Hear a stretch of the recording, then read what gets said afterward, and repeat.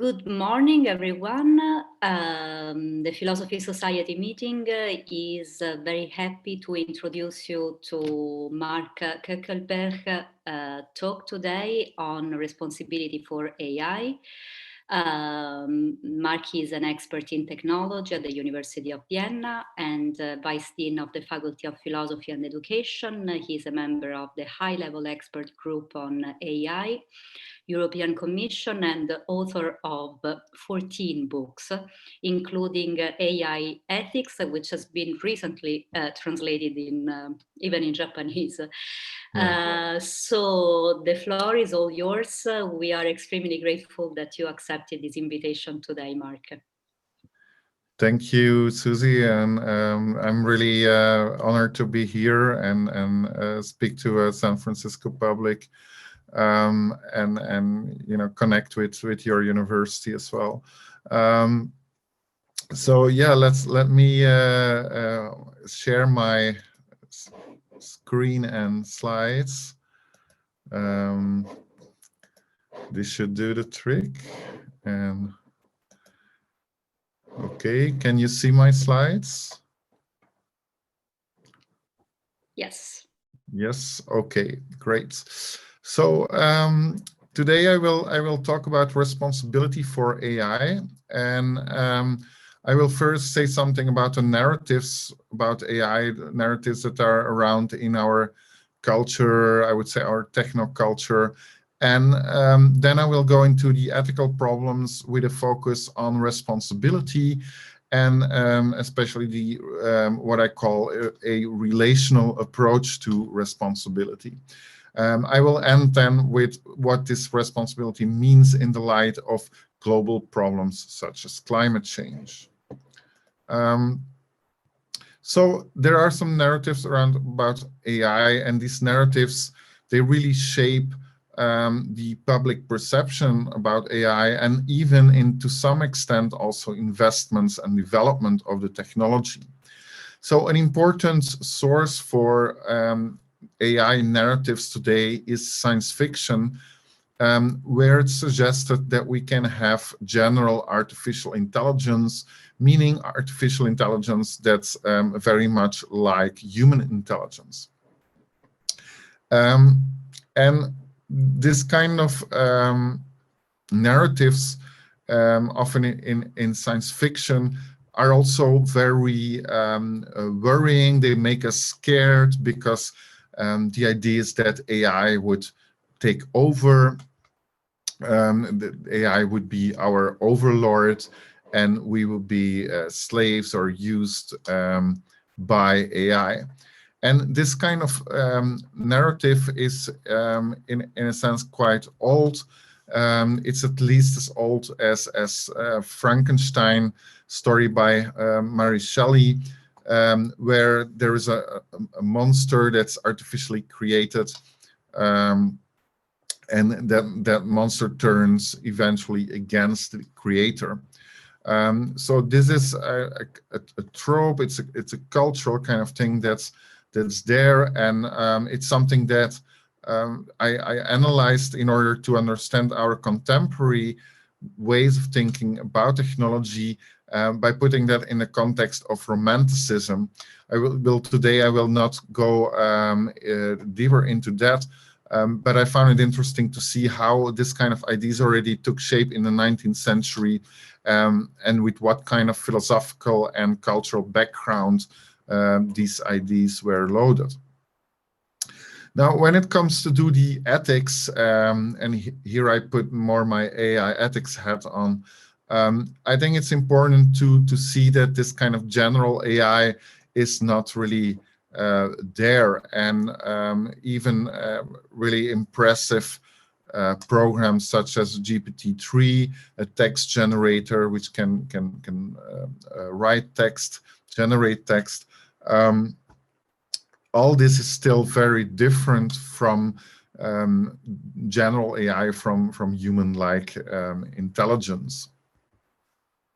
What we do have, however, is an AI, not the monsters, not the AI that takes over, but the AI that's already in our pocket. We have already AI, for example, when we do a simple search on the internet, we use it.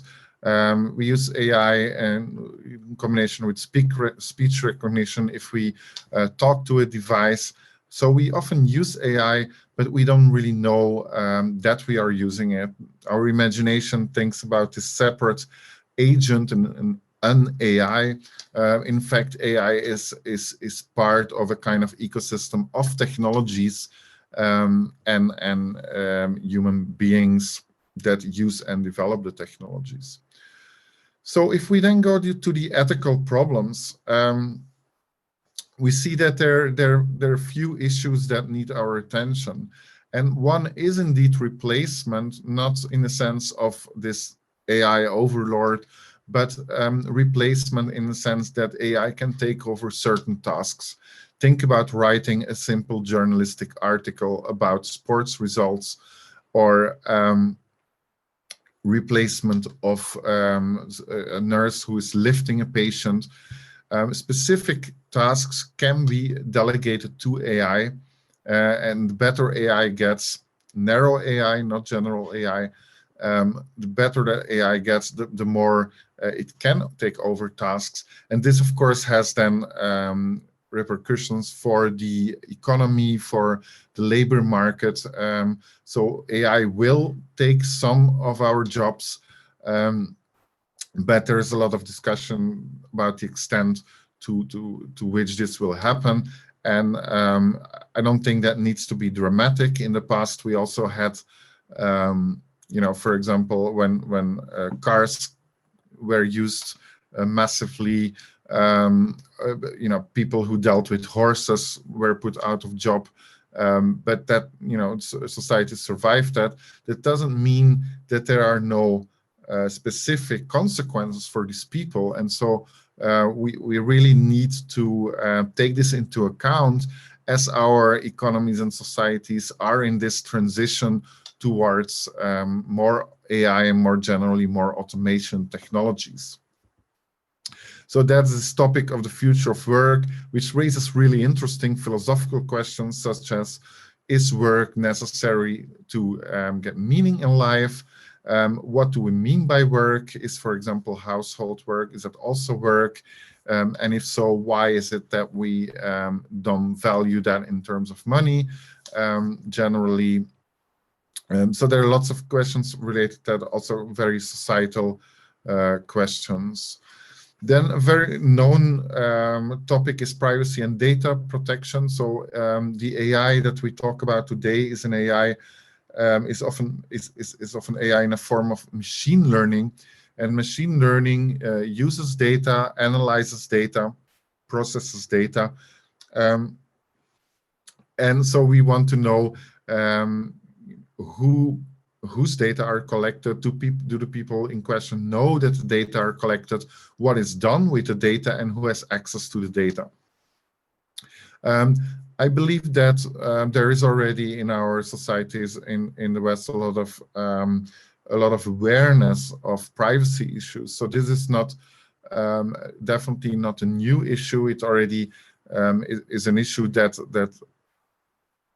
is raised by all kind of digital technologies. The difference, though, is that machine learning to be very functional to work for us. Basically, it's a kind of statistics, and for statistics to work, you need a lot of data. And so the difference is that for the AI of today, we really gather a lot of data, so-called big data, and that means that also the privacy and data protection issues grow, as much as the amount of data grow, and the whole scope of these technologies increase. Security, similar issue. We already had viruses and things like that, computer viruses then. But now, if you have this very powerful AI technologies that become crucial, for example, in the way governments deal with border issues with citizens. You can imagine that this is a problem for security. Also, the exploitation and manipulation of people. We think that we do things in our free time on social platforms such as Facebook, Twitter, and so on. But in fact, at the same time, we are doing work. We are producing data. We are helping these companies and the advertisers our data are sold to. So some people say this is exploitation, and it's in any case manipulation. It's taking your data and using them, for example, to make recommendations which books you should buy, which music you should listen to, and so on. So they're dangerous there in terms of influencing human behavior in a way that undercuts the human autonomy and rationality. Instead of seeing us as rational people who like to make decisions about our lives and about our choices, here technology is nudging us, is influencing us in other ways to do things that we otherwise wouldn't do. It doesn't mean we don't have human freedom, but we definitely are influenced by the technology. Then when we get AI into physical systems, we have safety problems. Imagine robots in the factory. That's not difficult, but also, for example, robots in a museum, in the home. There are small children that can create problems. If there is a problem with the technology, it could eventually cost lives. Also, do we really, if AI manages to imitate to some extent human behavior, it's an imitation of human behavior. It's not human behavior and not human intelligence, but it's an imitation of human intelligence and behavior. So to the extent that it does that, people do get the appearance, at least in the beginning when they interact with the system, they can get the appearance that there is a person, an animal, and so on. For example, when AI is implemented in this kind of robot, humanoid robot, and as healthy adults whose cognitive capacities are well developed, well functioning, that's not so much a problem perhaps. But if we have small children, if we have people with cognitive impairments, whether they are older or not, we can have an issue that there is deception, that technology deceives people, and even if it's done for their own good, for example, to keep them company.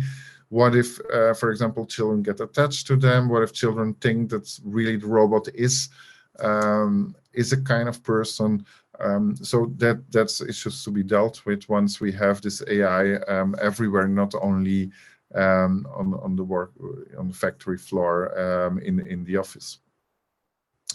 Then often the problem is that people are not told that AI is used. This is why the current proposal by the European Commission for regulation of AI says like you should disclose that AI is used. It's also, if you have certain types of machine learning, it's not clear how the system came to its decision. So even users and developers don't understand the system in a sense that they know generally how it works, but they don't know how a certain recommendation was made. And so imagine that I know what algorithm Spotify uses to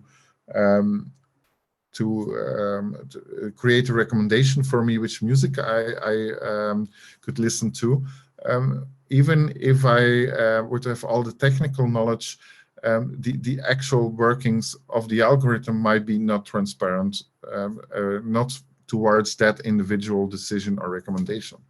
So that's a problem if we care about technologies that are, that it's clear that these technologies are there, that it's clear how they work. And then a topic that's very much in the public attention at the moment is bias in algorithms. At the moment when data are collected, when they're processed, the algorithm itself, there can be bias. For example, people with a certain postcode maybe statistically less well off, or maybe statistically more involved in crime, and then you have an algorithm that predicts crime or predicts poverty, and suddenly you as an individual fall into that statistical category, even if you're not actually poor or criminal. This can have all kind of consequences for people's lives. Also mistakes that are made when judges have to decide whether to send people back to prison or not. So bias is an important issue, and it connects to all kind of biases that are there in our society. Think about gender bias or racial bias, but also in the human teams that create AI. There can be bias in the sense that the diversity of the team is very limited. For example, all white male or almost all white male people of a certain age, younger age, that have a certain background and so on, then this will influence also the technologies and how they work. So an important issue. And I looked at these issues a little bit, especially in the context of my claim that we can look at technology in the same way as Wittgenstein looked at language, namely that the meaning of technologies is related to the wider social and cultural context, what Wittgenstein would call games and a form of life in the case of language, but which I think is also applicable to technologies, that single technologies, that elements of technologies only make sense within that wider cultural whole, and if there is bias in that in that form of life, if there are games that are biased, then this will also play out into the technologies. So here in my book, Using Words and Things, there's more about that, and in the paper, Technology Games. So when we then come to responsibility, moral responsibility, the question is, who is responsible for AI? And that's not just a philosophical problem, but also a very practical one, because we already have AI. We already have recommendations, for example, about imprisonment. We have algorithms on the financial market that can work with AI. Autonomous cars can work with AI. The same with robots that are used with children. And in all these cases, things can go wrong. There can be a crash on the market. Someone can be falsely accused. Someone can get attached and so on. So all these things can go wrong. And then the question is, who is responsible? And one problem is that it's very tempting to say like, well, it's the machine, it's the AI who has recommended this, it's the AI who has decided this. And this also has proved to be a practical problem. For example, in this case where a man in Michigan was falsely accused of a crime he did not commit, was arrested on his front lawn, in sight of his children, and in the end, it turned out that the algorithm made a mistake. Facial recognition algorithm made a mistake, but the police people, the detectives, didn't immediately see that, and one of them said, "I guess the computer got it wrong." So there is a danger that responsibility is evaded here, because of course the computer, the AI, cannot really be responsible.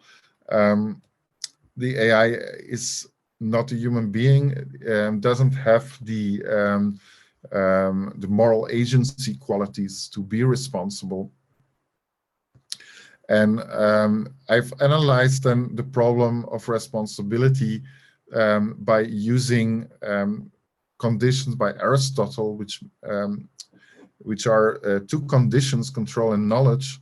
And the idea is that normally we hold someone responsible if, first of all, person has done it and has voluntarily done the action, but also if that person knows what he or she is doing.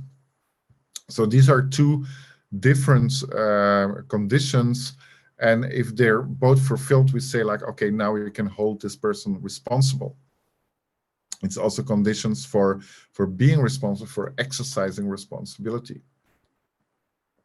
Now, when it comes to control, the problem is that the technology gets the control, but it lacks the moral agency capacities. So it doesn't have free will. It doesn't. It's not conscious. It cannot engage in moral reasoning and so on. But it nevertheless has done something. Also, it does not really know what it's doing, in contrast to human beings, because it doesn't have awareness and self-awareness. Humans then can be responsible, and then the question is like, okay, if we say the machine cannot be responsible, let's assume that, then who is responsible? Because humans, there are many humans involved in the technology, and that's what we call in philosophy of technology the problem of many hands. This is a good example of this, where an Uber car kills a person in autonomous mode, driving, so self-driving car, and yeah, the consequences were very lethal. Yeah, so the vehicle hit a woman who later died, and then one can ask, like, who was responsible there? Because there are these many hands involved. That's not so easy. You have the car maker, Volvo in this case. You have the Uber driver who was not really driving, because it's more like an operator, but the car was driving. Then the pedestrian, and not to forget, because sometimes pedestrians cross in the wrong place, and one could say one should always protect pedestrians, but it could be that the pedestrian crossed very fast and the car could not stop on time. And one could even say the regulator here, the state of Arizona, that has allowed such a vehicle on the road, should also be considered as one of the many hands here. In law, we see then in the legal sphere also different instruments that partly draw on one of these parties, on ascribing responsibility to one of these parties. For example, they ask if the driver failed to exercise reasonable care, or if there's product liability on the part of Volvo. So there's also some of these notions gets mirrored in legal notions where a certain responsibility is ascribed. Then if we look at data science, because this self-driving car example is one. Another example is if you have this process of data collection on beforehand, and then, for example, a decision that concerns a person. There is a long process of data collection, and so it's not only many hands, but also what I call many things. There's a long causal chain, and each of these parts, these components of a system, could be involved in what goes wrong. So it's not always easy to find out. Think about an airplane crash where we already have autopilot for a while. If there's an accident investigation, it's about the people, but also about the technical system and how both interact. And that's exactly, I think, also the kind of analysis we need in such cases. Now, when it comes to the knowledge condition, the question is like, okay, so if imagine that you find some people that you want to hold responsible in terms of control, in terms of their involvement somehow in making this happen, then the question is, what could they have known? Because there are intended consequences known by the programmers and users, but there's also unintended consequences. And the question is, can one be responsible for unintended consequences? So let's look at this in more detail. First, there's ignorance not about the consequences, but about what Aristotle calls the instrument. So basically, if technical people don't, even technical people don't understand how a system came to its decision, then that's a kind of ignorance. And so it looks like then it's difficult for people to take responsibility because they don't really know what happened there. It's a black box.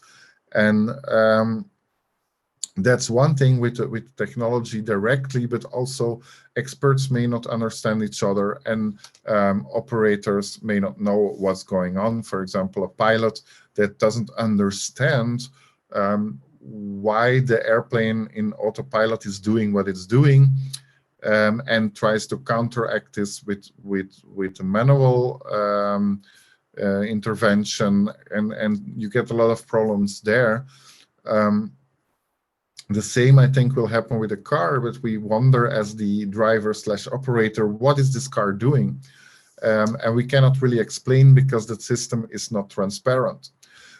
In so-called good old-fashioned AI, you would have a decision tree where you can see a kind of reasoning, because it's a reasoning that's made by humans and then put into the machine. But here you have a process of statistical analysis in terms of probabilities, where the single points of decision to come to the decision in the end are not known, and this makes the whole thing less transparent. In terms of consequences, I already said the unintended consequences are problematic because, to what extent, for example, in the case of bias, to what extent is a programmer responsible for the bias that's already in society? According to one view, the technology should just mirror what is there in the society. According to another view, it's up to the programmer, the company, and so on to correct bias and to contribute to doing something about that bias in society. So taking a role of social change, trying to change society by a technological intervention. So that's a big discussion. In any case, the question is always, what could you have known? Could you have known about this bias or not? And then there's the question how to deal with it. Now, in my recent work, I have developed, or at least, I started to develop a more relational conception of responsibility, which draws on notions of responsibility that are already there in the literature, but enlarges their scope and applies them also to technology. So in the literature, we find, for example, in Watson, the idea that responsibility, holding each other accountable, I should say, involves a three-term relationship in which an individual or group is held by another to certain expectations or demands. And Duff says, like, well, I'm accountable for something, but I'm also held accountable by some person or body, and I'm accountable to this person. So this kind of framework of accountability, which in the case of Duff is developed in the legal sphere, criminal justice sphere. What I find interesting in this is that you have not only an accountability and a responsibility, as I would say, for something, but also you have a responsibility to people. So it's also about people. It's not just about control of something or knowledge of something. It's about I'm responsible to some people, and that I find very, very interesting. It makes also a kind of more communicative framework for thinking about responsibility. And so I take Duff's idea about answerability to say, like, well, people responsibility means that also being able to answer to people. And then the question in the case of AI is, what should that answer consist of? What kind of explanations do people need? And what kind of reasoning can we give if AI is involved? I think, therefore, that it's very important to always have the human in the loop, because humans can literally answer, humans can give reasons, humans can communicate to other persons. And this is, I think, morally very important, to have this kind of, this relationality as part of an account of responsibility. So I say responsibility is at least a dyadic relationship, being responsible for something towards specific people. If that's so, then I think only humans can be in this kind of moral responsibility agency situation, because they can be called to answer and can be really responsible to others. Machines cannot care about others. Machines cannot answer in the rich human sense of the word, which is also related to that, to giving reasons, to justify what you do. But of course, the question then is, yeah, but given that AI gives us a certain kind of knowledge, and humans have these answers, what is the relation between the two? What does the machine need to do in order for humans to give that answer? And I think that requires more work on what is exactly explainability. But in any case, relational responsibility gives us an extra reason to demand transparency, because this transparency helps us to explain, helps us to answer why we take a certain decision, even if AI is used.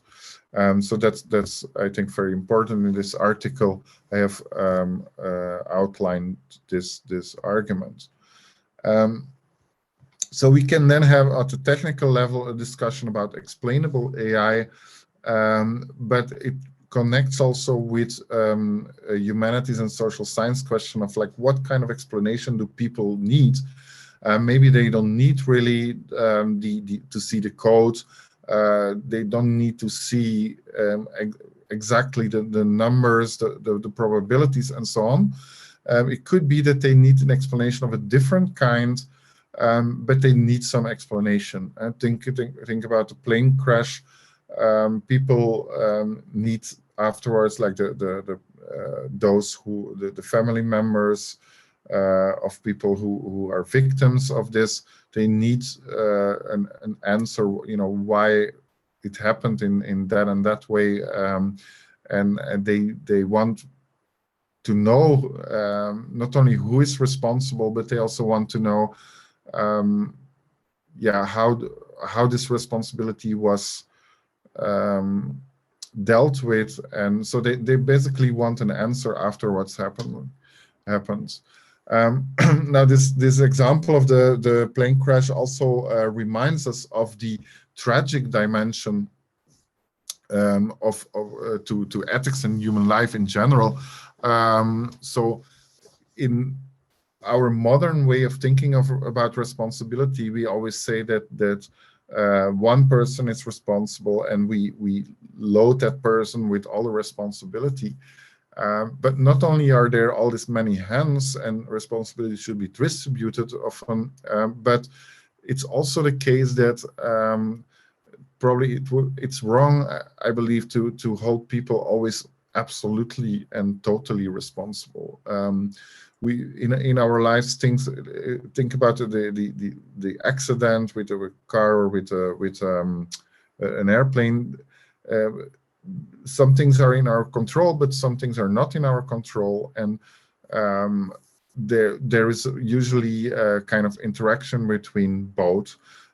So I'm partly in control, but partly there, there are just things that happen and that we cannot help.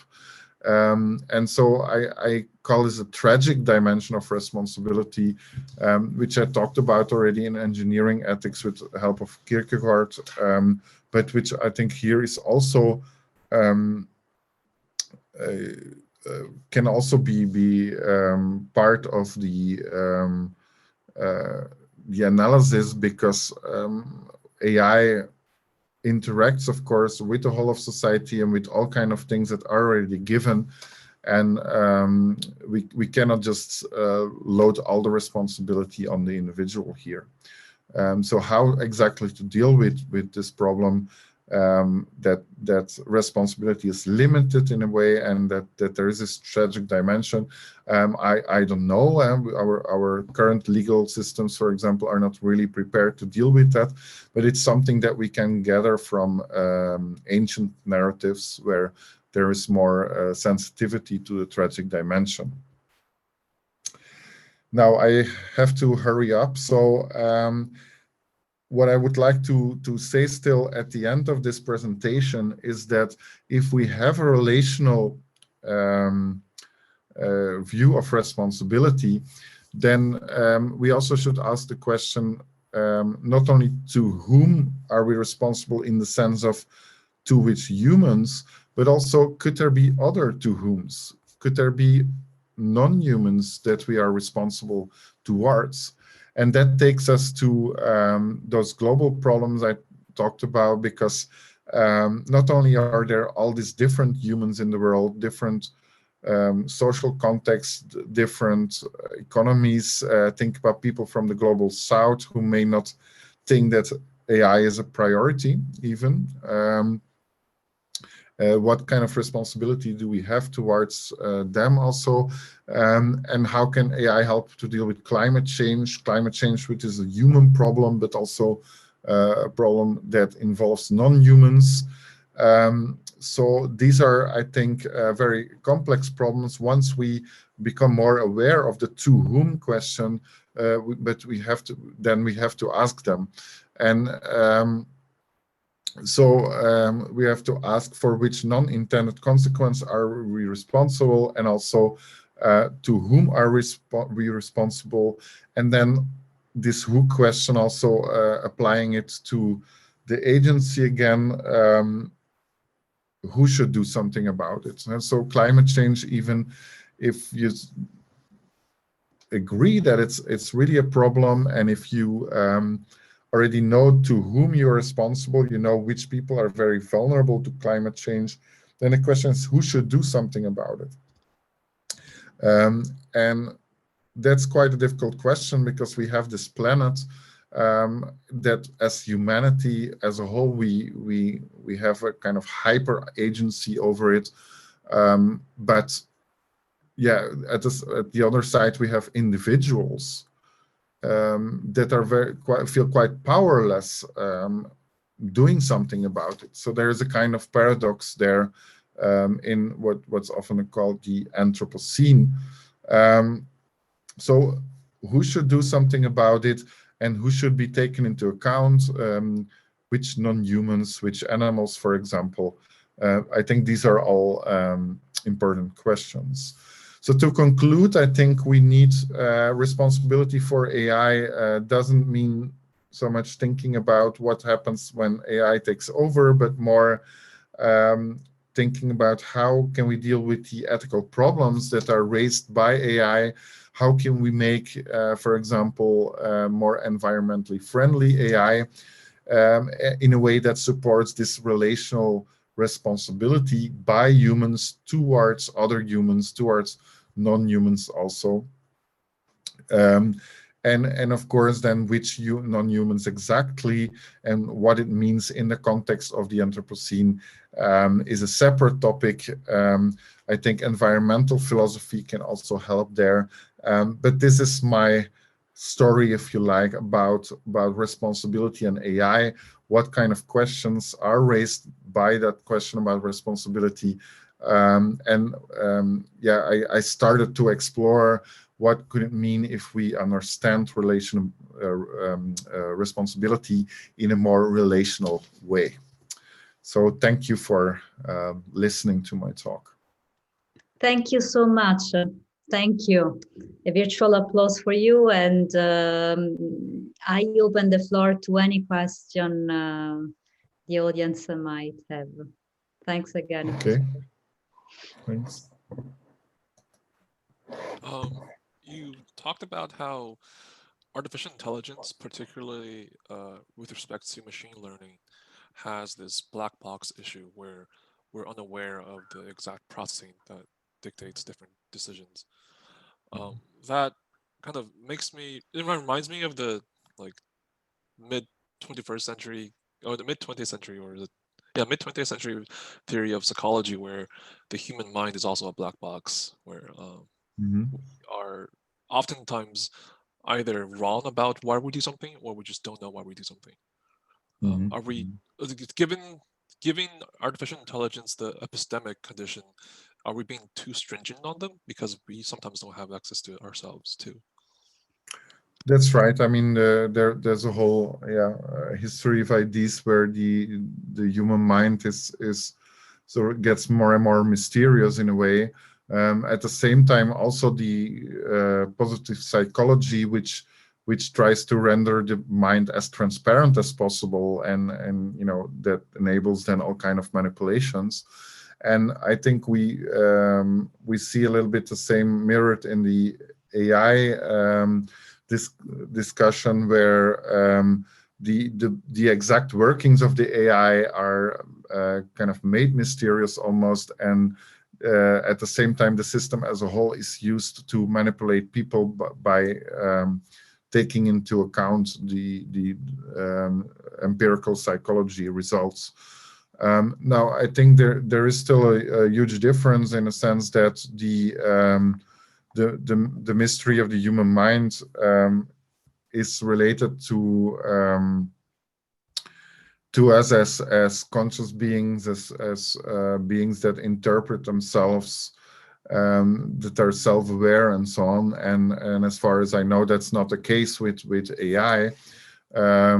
So there is a non-transparency there, but the black box is it's not in principle a black box. It's we know what kind of processes the AI uses. We just cannot say how a particular decision came about, but we know a little bit. I mean, not a little bit. We know completely this kind of system. I had a feeling that when it comes to the human mind, there is, on the one hand, there's a sort of more humanistic tradition which likes to keep the mystery. On the other hand, there's the psychology that tries to make things transparent. But in any case, there is we did not create ourselves, so there is not one cannot just ask the developer how in principle the system works. And I think that's a big difference there. But I think it's an interesting question. These are just some thoughts, and it's I think a fascinating area to compare these two fields and connect them. Right. Thank you.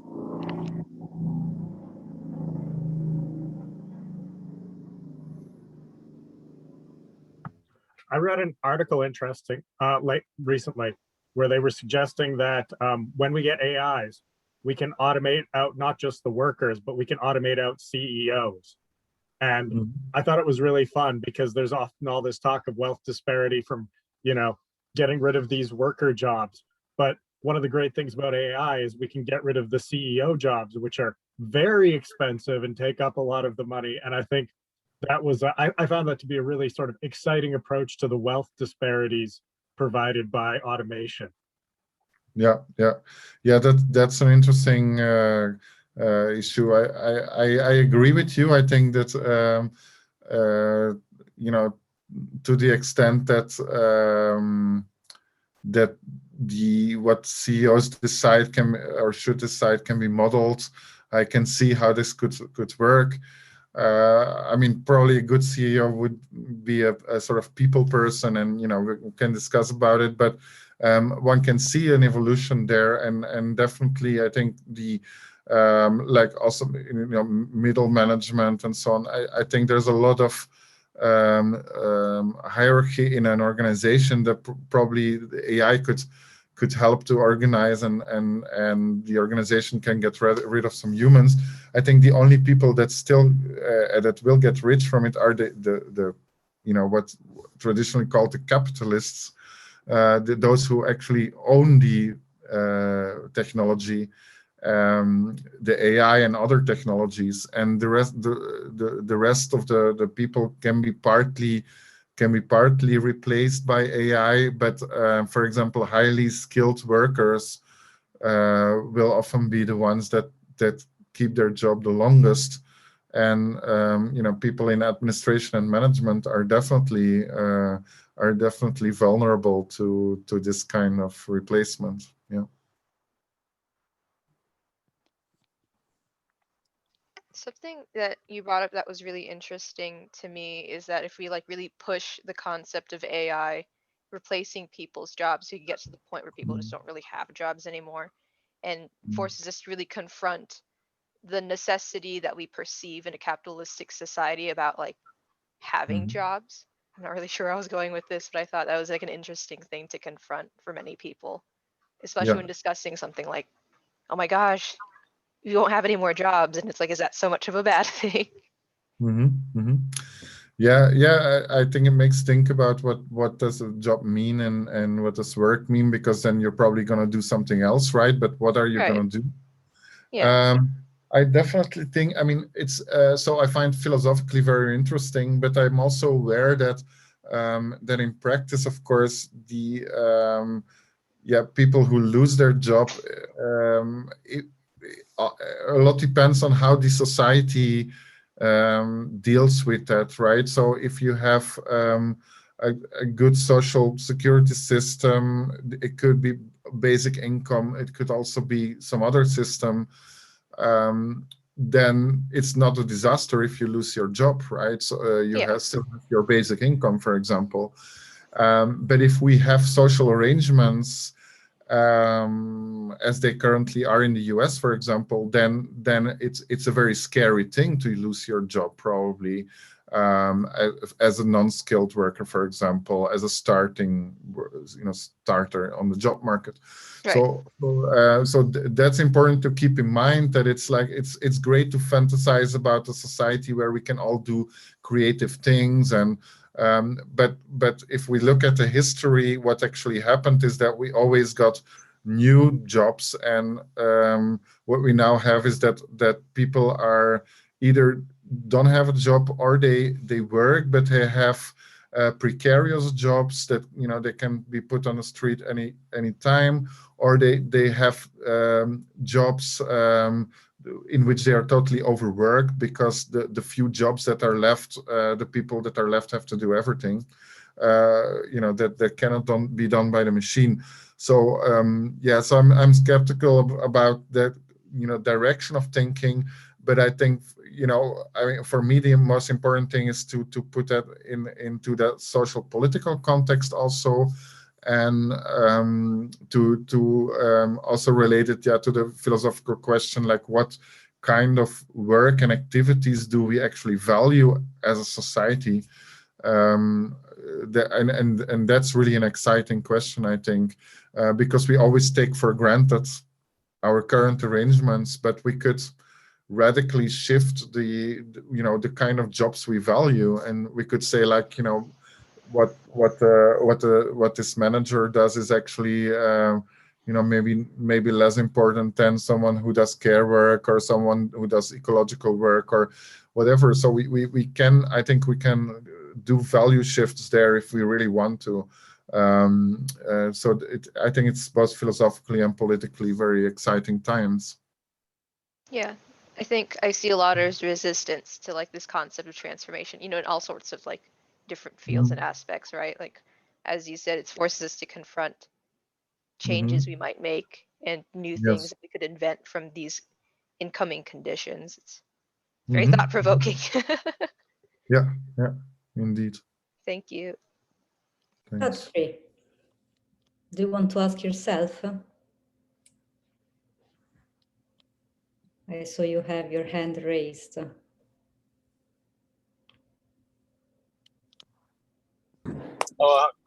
Hello, Professor.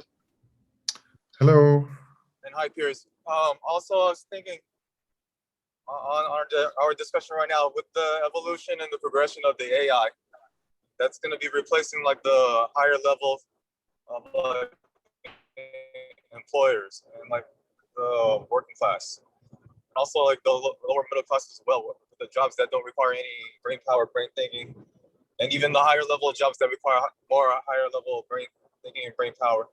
How will that transformation affect the other populations with the charter schools, the public schools, and the private schools, the ones that are developing like future worker bees? They're developing workers, but not necessarily they're getting deeper into like progressive learning or any like intellect or any technology that's going to be relevant or it's going to be implemented into like the future like workforce. Like, is that going to be detrimental? Is that going to be, is there a positive like progression between now and into the future? That was my question. Yeah. The sound quality was not so good, so I could not hear everything. But I think it's related also to the previous question, and I think you kind of rightly make a connection there with education, like what kind of education we need. So a lot of people say like, yeah, we need reskilling. We need people need to learn different skills to adapt to this transformation. But I'm not sure that's gonna work for everyone. Not everyone can learn specific skills or wants to learn, and so it's not so easy to just say like new skills. And also like, what if these new skills then get replaced again? This gets us also a bit into the discussion like, what are the things that humans are very good in? Normally I would say like more creative jobs, for example, but also these jobs, you see that that it's always humans and machines working together. Think about making music nowadays. Electronic music, it's I think it's a kind of cyborgic process where you have the machine and the human doing things together. So it's going more and more in that direction. So I think we have to revise the role of the human in different tasks, give the human different tasks, and so on. And in some cases, this could be also an opportunity. And for education, I think it forces educators also to think about what is our education for? Is it really, should it be an education for the workforce? Then we have a problem. But if we do an education that is more generally humanistic and about developing people and helping people to find meaning in their lives and so on, and cope with challenges, I think that's probably more sustainable to have that component in than focusing on one kind of jobs, preparing people for one kind of market and so on. So in that sense, it can be turned into an opportunity. Thank you, Professor. Yeah, I like that emphasis on like the creative realm, and also like for the greater purpose and the greater meaning for your humanism. Yes, I like the emphasis. Thank you. We have time for a very last question, a quick one, if there's any. I have one more question, if you don't mind. So far, we've been talking mostly about narrow AIs or weak AIs. This may be in the realm of science fiction, but in terms of general AIs, especially in the context we're talking about capitalism, suppose that we do develop this quote unquote singularity sometimes in the future, and currently we think of AIs as what's it called, intellectual property, where we can own AI. But in the future, when we do achieve general AI, or if we achieve general AI, how does that apply to property and ownership? Yeah, good question. For example, if imagine there's now already the question about ownership of copyright, because so imagine an AI that goes more towards general AI is so good that it creates really new and interesting music. And the question then is like, who holds the copyright? Is it the AI itself, or is it the human that happens to own the AI? But what does ownership mean then? If the AI gets, has its own mind in this kind of, what I see more towards science fiction, but it's definitely an interesting question, and it's something that we are already thinking about. So people in a community of moral status of robots kind of thinking consider then that we already have given legal personality to corporations. We have given legal personality to rivers and nature and so on. I think the borders there are not so clear anymore once we consider that kind of cases. I think my first response as living in these times now is to say, okay, there needs to be a human still responsible. And for that you need some kind of ownership relation. But in the science fiction case that the AI really achieves general AI, then of course it might be ethically problematic to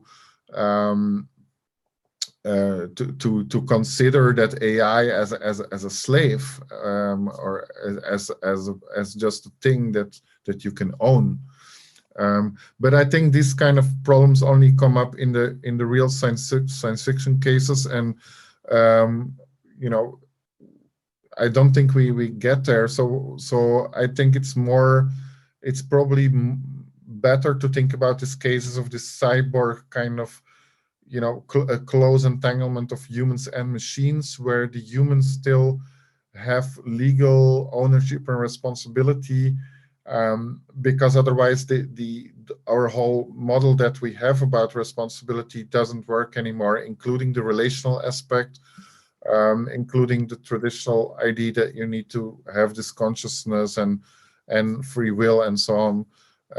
So I think the science fiction cases really radically question that, but unless we are there, I think we should make sure that there is a human in the loop, a human that can be the bearer of all these things that we think are required for responsibility, moral agency, and ownership. There is then also part of that picture. Right. Thank you so much. So thank you very much for this great presentation today. We were very grateful to have you. And I wish a good night since it's quite late now in Europe. It is late, Thanks yeah. again. My light shines very bright in my eyes now, so I will be happy to switch it off. But it was a pleasure to do the talk and especially the comments. So thank you for that. And it's always I find this online talks. It's a little bit, it would be nicer to just meet in person and have the discussion in person. But this is the next best thing, I guess. And I wish you a good afternoon. Thank you so much. Thank you very much. Thank you. Okay. Thank you. Bye-bye. Bye. Bye.